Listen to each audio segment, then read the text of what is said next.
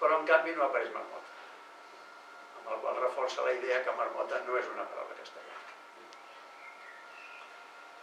Al segle XVIII tenim el primer diccionari monolingüe castellà, dels que he pogut consultar, on ja sí que es parla de marmota referint-se al gran rosegador alpí.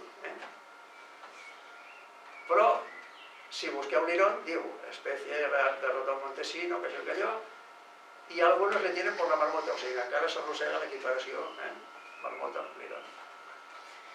I ja a partir del segle XVIII, doncs pràcticament sí que apareix marmota, però ja referit sempre a l'animal alpí que encara tots tenim en el cap quan ens parlem de marmotes. Per tant, hem vist que hi ha hagut un canvi d'atribució del nom. Primer tenia un significat i després li va parar a un altre animal. Bé, com que en català ens han esquilmat pràcticament totes les obres antigues, s'entén que costi de trobar documentació amb marmotes en català. Però bé, tenim el diccionari provençal francès, del segle XIX, que hi ha l'entrada marmoto, que remet a Missaro i a Moret. A Provença diuen dormir com un moret, igual com nosaltres diem dormir com una marmota. I Missaro és el nom de la dormidora llengua d'or, i allà diuen dormir com un Missaro. I Missaro remet a Garri Muissara, o Greula, i Greula és una veu estrangulada, respiració difícil, és a dir, com un ronc. Sinònim d'altres sinònims que vol dir equivalent a glire, que en llatí vol dir rata dormidora. O sigui, que anem a per altra vegada a la rata dormidora des del marmoto en provençal. Bé, llavors el que us deia, el coromines i altres etimològics ens diuen que marmota ve de murmurar, o murmurar, és la rata murmuradora. Clar, això no pot ser de cap manera una marmota alpina. Les marmotes alpines xiulen, després posaré xiulet. I en canvi, la marmota, segons ell, si el nom ve del so que fa, doncs no pot ser l'alpina, ha de ser una rata que faci un murmuri, un ronc, una cosa així. Que és el que justament fan les rates sellades, les rates dormidores, quan s'espanten. Més coses a favor de la identificació de la marmota, perquè ja ha quedat clar, però bé, de la marmota originalment amb la rata sellada, que ja us he dit, és un animal com una rateta petita, és així. Llavors, a molts llocs d'Europa els nens s'entretenien desagafant una marmota, sense sigui el que sigui, i la portaven amb una gàbia pels pobles i feien ballar la marmota. Una tradició, fer ballar la marmota. Clar, a veure, si has de portar un conill encara t'hi agafa amb una gàbia grossa, ja costa de portar. Però una marmota dels Alps que pesa 6 o 7 quilos, un nen, jo no penso que pugui anar pels pobles amb una gàbia amb una marmota dels Alps. En canvi sí que pot portar una rata dormidora. Per tant, això de fer ballar la marmota té sentit amb la rata dormidora, però no amb la marmota alpina.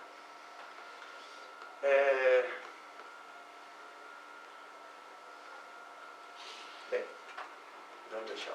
Llavors, jo entenc que això, que primer era la rata dormidora i, per extensió, ha passat a designar animals americans que s'assemblaven físicament a la rata dormidora, en aquest cas la rata sellarda, i també, per extensió, altres animals petits que s'enfilen, com els titis, un mico petit. I, modernament ja, com hem vist en els diccionaris, a partir del segle XVIII, se li ha atribuït aquest nom a la marmota alpina. Llavors, a veure, perquè és que no sé per què m'ha sortit una versió de la presentació que no és la que tenia jo, però és igual, ho farem amb aquesta. Una altra cosa interessant. En retoromànic, la rata dormidora i la persona molt dormilega es diu dormigliot. I en castellà, quan algú dorm molt, duerme com un lirón, també. Però en català dorm com una marmota. I la marmota alpina, en retorn romànic, es diu montanella, no es diu marmota. Bé, per tant, jo entenc que marmota no ha sigut mai la marmota alpina fins al segle XVIII, i en endavant. Més coses. El terme marmota ha originat dites populars en català, dormir com una marmota, ésser gras com una marmota, tot expressions que en Coromines es diu que en castellà es fan amb lirón. Gordo com un lirón, dormir com un lirón, tot això tinc exemples documentals de tot això. Però més encara, fer-se marmota a algú a Mallorca vol dir fer senyes a algú. També alguna persona malgirbada o que fa gestos exagerats, doncs també és una marmota, o que fa mala impressió pel seu aspecte. I també és sinònim d'espantaocells, és a dir que tenim dites, tenim sentits figurats, etc. en marmota. Molta tradició amb això. No té sentit que tinguem tota aquesta ús popular, tradicional. Aquí tenim un exemple, un verset i tot que va sortir a l'esquella de la Torratxa el 1909. Tant el pobre com el ric, com el savi com l'idiota, com la més lletja marmota, tothom vol anar bonic. Doncs, frases fetes d'aquestes amb animals que no són nostres no té sentit perquè no els coneixem. És a dir, no fem frases fetes amb animals xinesos. Si no fos un cas extraordinari com un elefant, un lleó, coses d'aquestes que sí que han passat fronteres, però amb un animal, una marmota. Per tant, jo entenc que s'ha de referir a un animal català de tota la vida i que no pot ser la marmota alpina, perquè ara en tenim en el Pirineu, però això no sé si sortirà, no, ja us ho dic ara. Les marmotes que tenim al Pirineu ara, en realitat la marmota del Pirineu, la marmota alpina, es va extingir a l'última glaciació, fa 10.000 anys d'això, encara no feien frases fetes, o sigui que la marmota no és un animal.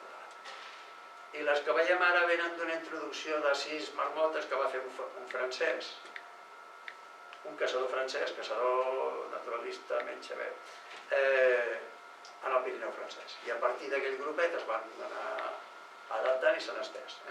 Però d'això fa 4 dies, això va ser el... Suposo que té l'any per aquí, si no, ja us ho busco. Però és molt recent. Bé, llavors... Podem concloure que marmota està associat a la capacitat de roncar o murmurar i per això designa uns rosegadors roncadors. Aquesta relació amb el so... És que no ha sortit això. Bé, és igual. A veure si tinc aquí.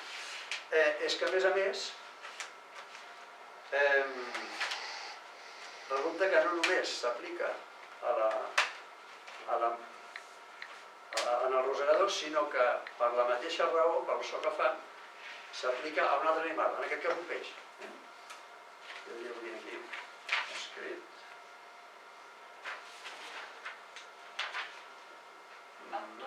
Bé, és igual. No, però us ho comento la paraula. Hi ha un peix que es diu Dactylopterus volitans, que es diu roncador. I xoriguer. Aquests dos noms són habituals, trobareu. Xoriguer, roncador... Llavors hi ha un recull molt bo de... que després ja miraré si trobo l'altra versió per si algú vol saber quina obra és.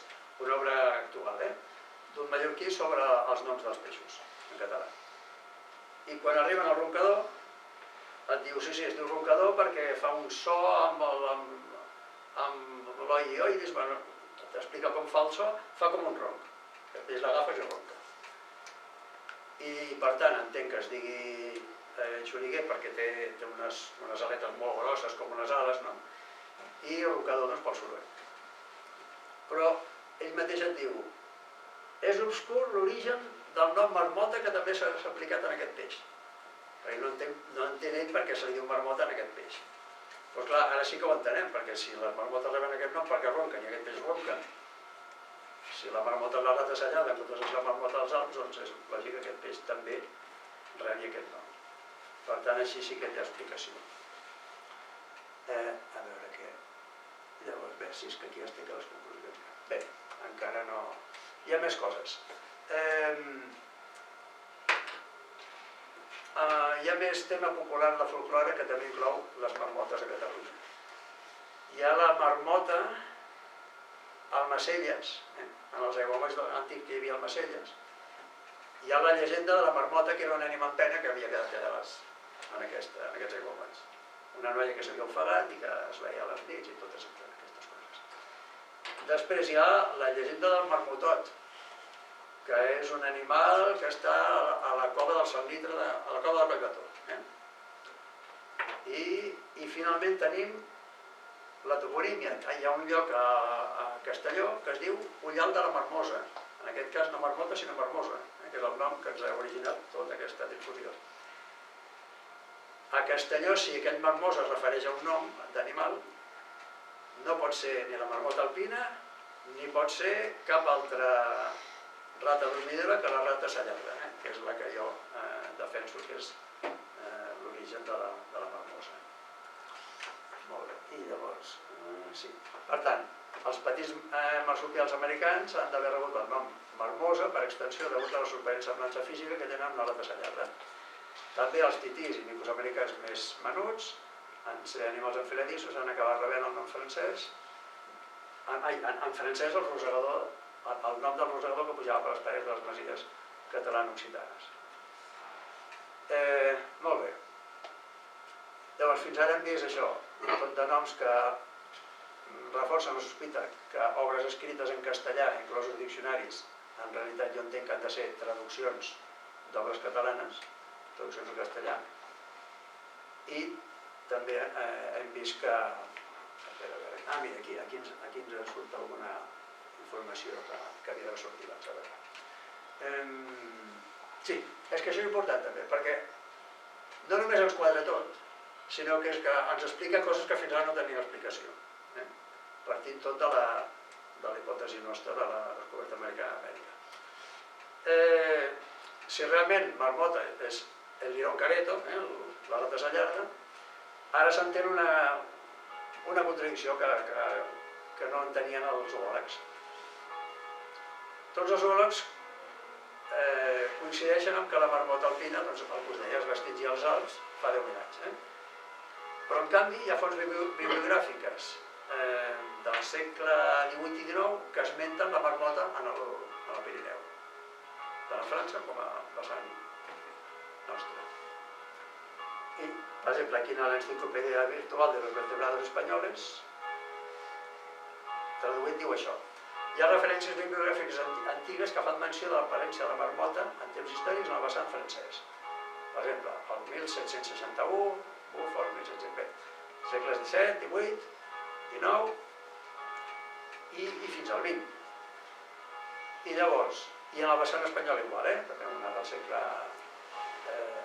XVIII, segle XIX, però clar, se sorprenen perquè ells quan senten parlar de marmota els hi ve la marmota alpina al cap i no coneixen aquesta equivalència amb la rata sallarda i per tant no els hi quadren. I s'estranyen especialment tenint en compte que el tal Phoebus aquest, al segle XVI, va fer una descripció de totes les espècies cinegètiques que hi ha als Pirineus i com es caçaven. I en canvi no parlava de la marmota alpina en cap moment. I diu, és sorprenent que totes les poblacions de marmota, referint-se a la marmota alpina, han sigut objecte d'explotació en els llocs en els quals han conviscut amb l'home, que les han aprofitat per la seva carn, pell i greix. Però no en parla perquè no hi era. Però clar, sí que hi havia la rata sallarda. Ara s'entén si sabem que aquestes estan parlant de la marmota en el sentit de rata sallarda o altres rates dormidores, mentre els investigadors ho interpreten com marmota alpina. Per tant, jo defenso que ja és hora de recuperar marmosa i marmota com a sinònim de rata sallarda i proposo Montanella per la marmota alpina. I aquí teniu una comparativa de la marmosa americana a l'esquerra i a la dreta la rata sallarda. Ja veieu que són pràcticament clavades. Doncs molt bé, això seria, a veure, això és la presentació en si, per ara, perquè pugueu comprovar que no m'invento res, us posaré el cant. Tot això també es basava molt en el so que fa la marmota i en el so que fa la rata sallarda. Una una piula i l'altra ronca. Anem a escoltar la marmota alpina. Això si aneu al Pirineu ho sentireu, el que dic mateix ho sentireu. A veure si ens ho reprodueix i si no em va molt bé.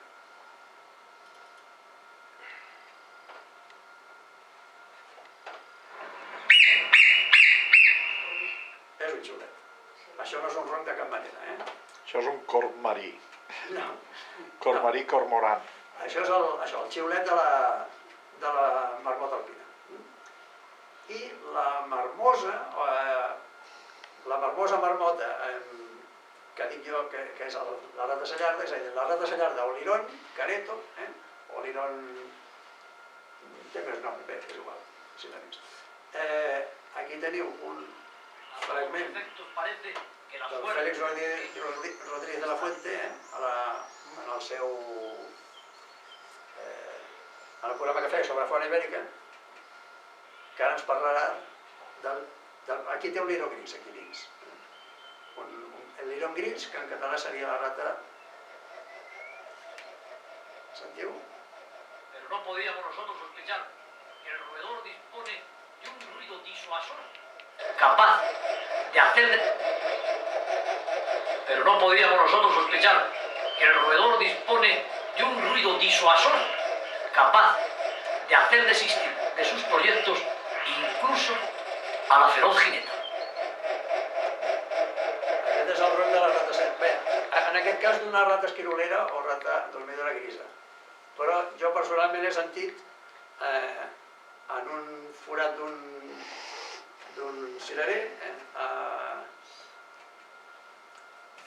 aquí a Catalunya, per on era? Pel centre del país, una rata sallarda fent aquest so, feia això mateix, el ronc aquest. Per tant, ja ho veieu que s'entén que la marmota ens la relacionin amb l'etimologia de rata murmuradora i ens ha quadrat tot perfectament. Totes les troballes fins ara ens han encaixat a la perfecció amb la hipòtesi nostra, fins i tot quan partim de la hipòtesi fem deduccions i després es compleixen al detall. I en principi fins aquí la presentació i ara si teniu algun dubte o algun comentari doncs encara tenim una estoneta. Bé, no sé, no tenim estoneta, però... Sí, una mica, sí. Si algú vol fer una pregunta... Sí, només no t'ha cridat l'atenció, cormoran, corb-marí. No, hi ha molts més exemples, ja us ho he dit, sí. Aquest del cormoran és que s'han cagat a sobre neu tot l'hivern passat, netejant cagades a 8 euros l'hora, i ho vaig buscar i en català és l'únic idioma que a la Viquipèdia posa corb marí. Tots els altres posen que ve del corvus marinus, però és una paraula molt catalana, jo crec. Sí, ve de corb maran. Però els francesos no li diuen corb marin, li diuen cormoran. Sí, acabat en T. Cormoran, però clar, però ve de corb maran, que jo entenc que és el nom occità i que potser en català es deia també. Corb marí i corb maran és el mateix.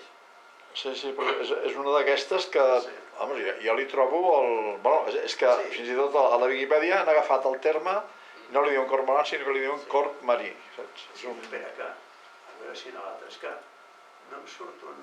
I l'altre, així en temes d'aquests, vaig trobar un llibre que li vaig passar a la Dolors Marín, que diu el senyor doctor de Sevilla, cuando llegan de América, vienen de Indias, pero cuando van tienen que llevar a catalanes para localizar la hierba escorzonera, porque solo la saben encontrar los catalanes. És clar, que un sevillano que és el Monardes digui que en América tienen que llevar a catalanes porque identifican la hierba escorzonera que cura de las picaduras de escorzones, això ja és... És que tenia també, que no sé per què no sortit, què ha passat amb la versió. Quina herba és aquesta? Això és del segle XV. Hi ha l'herba escorzonera, sí, aquí és una planta que la coneixen els catalans del segle XV. No, però que és, bueno, que deu ser una planta d'aquestes... Sí, a veure... A tu la saps, la planta? Sí. Quan et picaven escorzó deien que t'havies de posar una escorzonera o prendre o no sé què. Sí, sí, però només... El Lo que es curiós es que un metge del segle XV digui que hay que llevar a catalanes al Nuevo Mundo porque son los únicos que saben identificar la hierba escorzonera. Això em va... A veure... Bueno, és que ells només saben capturar ramats, ni idea. No, tenia un altre exemple per explicar, però com tampoc tenim molt temps, us el dic així ràpid. Un que és una planta, no és un animal. És el drago. Ah, sí. El drago a Canàries, aquest arbre estrany que també a Canàries és tan característic. Clar, a veure, tothom el coneix com a drago, tots n'heu sentit parlar. Però en canvi, el nom llatí és Dracaena draco. Dracaena ve de dracaina, que vol dir dragó, o serp. I drago vol dir dragó. I a més, la resina que se n'extreu és la sang de dragó, en tots els idiomes, en català, en els idiomes europeus, i l'arbre és l'arbre de dragó, o l'arbre de la resina de dragó, etc. Vull dir, faríem aquí una cerca i veuríeu que sempre anem a parar en el dragó. Per tant, jo entenc que drago no es diu drago, es diu dragó, però si tu dius drago, ja no sona català, ja sembla una altra cosa, no? No, que aquest arbre es diu drago.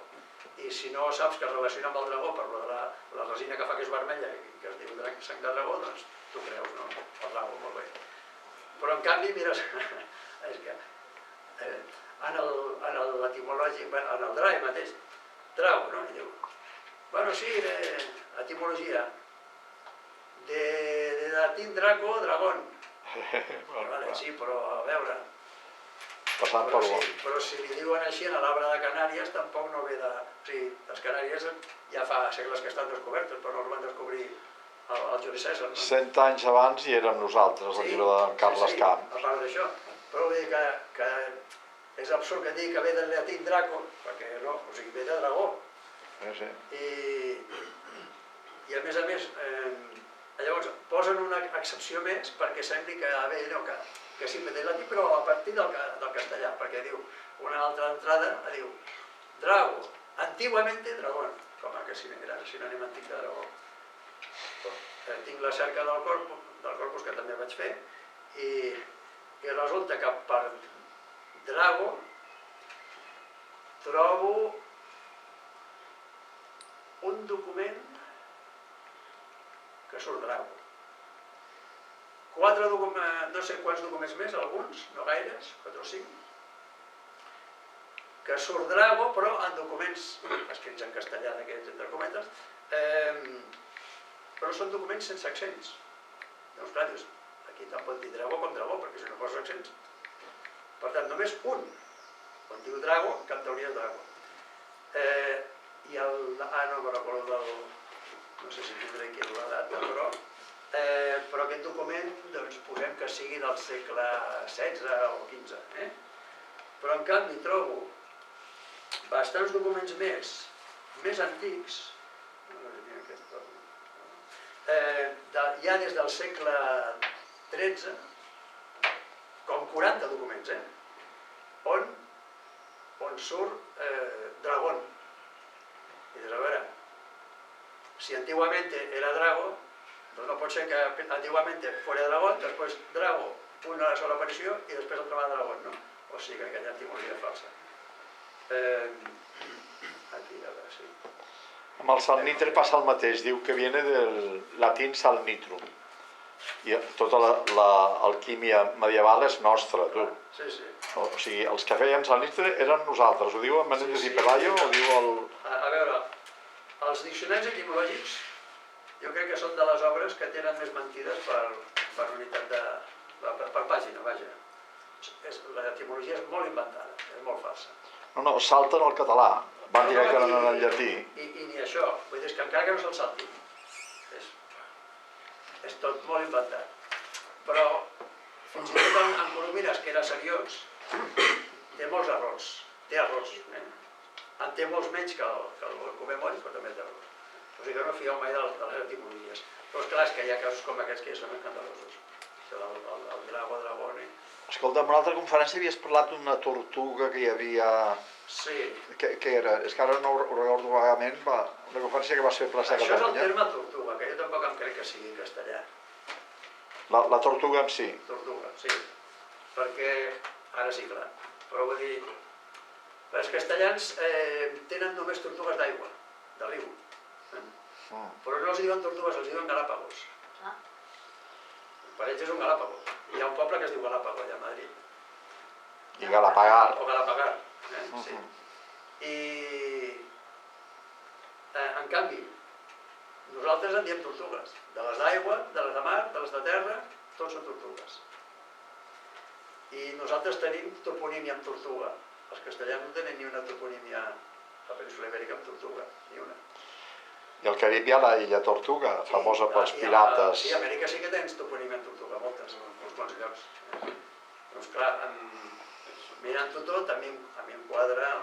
I les illes Galàpagos de Darwin són del segle XIX, del virrei Amat, que el virrei Amat era botifler. A més, és que aquest Galàpagos jo crec que no ve ni de Galàpagos. Era botifler? Sí, no, si te'n fien... Totalment, vull dir, era borbònic. És més, la illa d'Amat és Tahití i el rei de França li va regalar i li va regalar el virrei Amat, el Ferran VI o VII, li va regalar als francesos. Tahití era la illa d'Amat, descoberta en el llaurador. És una d'aquestes coses que sapiguéssiu que és que al Pacífic, faré una conferència al programa d'Anys explicada, el lago espanyol, des d'Austràlia, totes les illes del Pacífic eren espanyoles. Però espanyoles catalanes, entens? No, allà, és que a Manila, el barri principal de Manila, com es diu, un amic d'en Pep, barri de Cardona, i a davant en Josep d'allò va trobar la illa Cardona, davant de Manila. O sigui que hi ha des de la illa Palau, que dice que viene del Guanahani original, no sé què collons. O sigui, hi ha... Bueno, és... Alicia al País de les Meravelles. A veure, en Pere Alsina mateix també, quan ja va fer un article sobre l'arribada de bitxes. Les què? Les platges d'Amèrica, on arriben les tortugues a pont, les tortugues marines... Era en Pere que ho va parlar d'això, però bueno... Es diuen arribada bitxes, la platja de l'arribada. Es diuen arribada? Perquè hi arriben les tortugues, en massa. Els castellans no arriben als llocs, lleguen, no? Però nosaltres arribem. Bueno, arribar es diu en termes marins... Sí, en termes marins. El que passa és que la majoria de termes marins són catalans. Bueno, és que ells no naveguen, els castellans que naveguen al riu. L'ampolleta, Colom va arribar a Amèrica navegant amb ampolletes. I m'he hagut de barallar amb el Diec perquè l'acceptin en català. Perquè en català una ampolleta era una petita ampolla per posar espècies en la farmaciola o en la cuina. I l'ampolleta de navegar, que en Colom navegava amb ampolletes. En Magallanes es van portar 19 ampolletes i va navegar fins a les Filipines amb ampolletes de Barcelona. Aquestes coses han quedat la muerte del tiempo. No, doncs el que deies de les Galàpagos és que el nom Galàpagos... Bueno, és que Darwin les va fer famoses, les Galàpagos, ja saps, no? Espera, que té més gràcia, perquè jo entenc que ve de les tortugues però que no es refereix a tortugues. Bueno, això... És que és un lloc biològic total, és per tu, les Galàpagos. Allà va descobrir l'evolució de les espècies en Darwin. En castellà tens Galàpagos, és la tortuga, però com que té una forma que recorda una sella de muntar, un Galápago també és una sella de muntar. Per buscar en castellà. Llavors, la primera aparició del terme no és Galápago, en el mapa, sinó Islas de los Galopegos. De los Galopegos. És que en llatí és testudo, La tortuga és testudo, en llatí, perquè això ve de la guitarra, precisament. Doncs els Galopegos, vaig buscar Galopego, a veure què sortia, i em surt una pàgina dípica, escrita en polonès. Carai. Clar, és a dir, que està relacionat amb galopar, amb el galop, la sella, tot quadre, no? Per tant, jo crec que es deia de los Galopegos perquè les tortugues aquelles de les Galàpagos tan grosses sembla una muntura. Que té exactament la forma d'una sella de muntar antiga. Saps, amb el fre aquell davant. Saps que hi ha unes que comencen amb una part aixecada, fan la sella i després tiren avall. És així. I jo crec que els hi deien, van veure la forma de sella i sella, això del galopego ha de tenir un sinònim català d'alguna manera que sigui el galopé, el que serveix per galopar. El que passa que això encara ho tinc com per acabar de trobar, perquè costa trobar aquestes primeres... No, el felicito. Hi ha unes tortugues que van veure la serralada de l'Albera que hi ha aquella reserva, Sí. que quan corria era com si fos un cavall, saps allò? A 2 quilòmetres per hora, però... No, però escolta, simpàtica, simpàtica, i et va veure i semblava que ens vam quedar parats i vam dir, perquè nosaltres en teníem una de tortuga a casa, que ens la van regalar d'aquestes de terra, i aquesta ens va fer gràcia perquè semblava un cavall, saps? Galopava, el que tu dius, això, per això ara m'ha vingut la imatge aquesta. Sí, jo entenc això, que el Galápagos ve de la forma de la closca de la tortuga perquè s'assembla a una sella de muntar. I aquí a Catalunya de sempre hem tingut la tortuga aquesta terrestre. I aquesta, et dic, nova, escolta, llavors el terme tortuga amèrica entenc que ve del català i les Galápagos dels galopers, o sigui, galopers, els cavallitos en anglès són els galopers. I són per muntar cavall. Els cavallitos... Jo entenc que galoper... Els cavallitos que donen la volta? Sí. Això són galopers? Sí. Ah, no sabia aquest. Llavors, un galoper en català devia ser també un estil d'aquests, o per entrenar-se militarment, o que sigui una cosa d'aquestes. El que passa és que encara no tinc aquesta documentació, però vaja, que la cosa ja es veu per on va. Doncs felicito perquè has trobat la tira de noms a Sud-amèrica, que són i els que falten. Sí, que si no, no acabaríem. Doncs una investigació excel·lent. sí, Molt molt interessant.